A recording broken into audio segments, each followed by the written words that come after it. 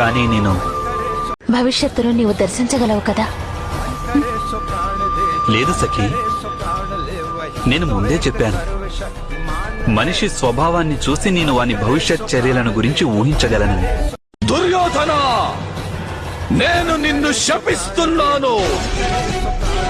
నీ హృదయం కృంగిపోతుంది. నీ సమస్త జీవితం వ్యర్థమని.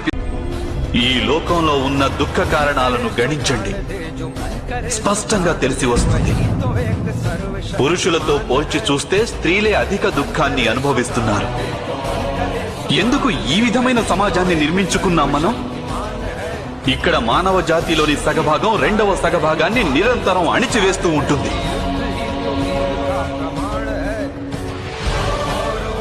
అలా అణిచివేతకు గురైన స్త్రీయే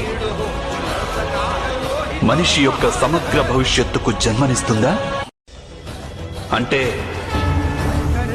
ఎప్పుడెప్పుడు స్త్రీలకు అవమానం జరుగుతుందో, ఎక్కడ స్త్రీ క్లేశానికి గురి అవుతుందో, ఎక్కడ స్త్రీ జుట్టు పట్టుకొని ఈడ్చుకొని రాబడుతుందో, అప్పుడే అక్కడే ఏదో ఒక రూపంలో యుద్ధం అనేది జన్మిస్తుంది. ఏదో ఒక రూపంలో మహాభారతం ఆరంభమవుతుంది.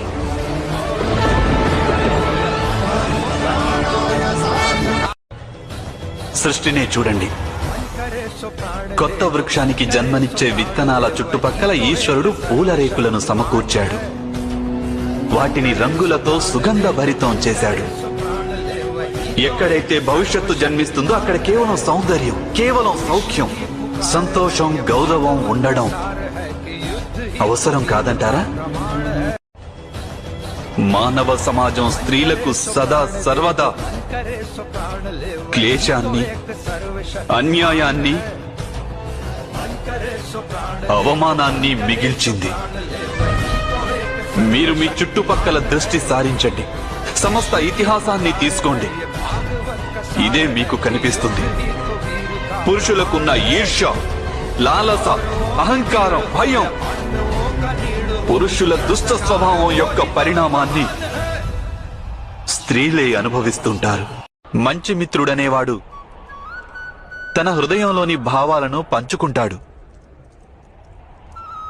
నీ హృదయంలో ఉన్న బాధలో నాకు కూడా భాగముంది సఖీ. నీ బాధలో పాలు పంచుకోవాలని నేనిక్కడికొచ్చాను. నదిలో స్నానం చేసిన వారు శుద్ధులవుతుంటారు, కానీ నదికి వారి వలన మైల అంటదు. ఒక్క విషయం అర్థం చేసుకో సఖీ, ఎవరైతే తమ బాధల గురించి చింతిస్తూ జీవిస్తారో వారు దుర్బలులైపోతారు. కానీ ఎవరైతే ఈ సమాజంలోని బాధలను తమ బాధలుగా తలచి జీవిస్తుంటారో వారు బలవంతులైపోతారు. కేవలం తమ బాధల గురించే ఆలోచించటం దుష్కర్మవుతుంది. అయితే ఈ లోకంలోని బాధలకు పరిష్కారం ఆలోచించడం సత్కర్మవుతుంది. సర్వప్రథమంగా దుర్యోధనుని క్షమించేసేయ్. వాని వినాశనానికి అదే తొలి మెట్టవుతుంది.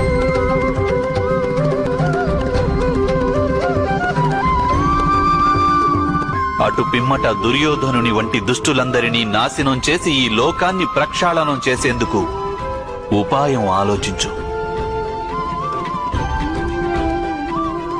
నీ స్వార్థం కోసం కాదు, లోక కళ్యాణం కోసం. సత్కార్యం అధిక సత్కార్యాలను చేయిస్తుంది.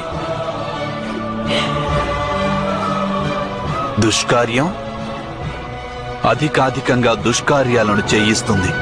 తనలో వచ్చి కలిసిన మాలిన్యాన్ని నది సముద్రంలోకి నెట్టివేస్తుంది. నది స్వచ్ఛమైపోతుంది. నీవు కూడా నీ బాధలన్నింటినీ పరమాత్మ పరం చెయ్యి.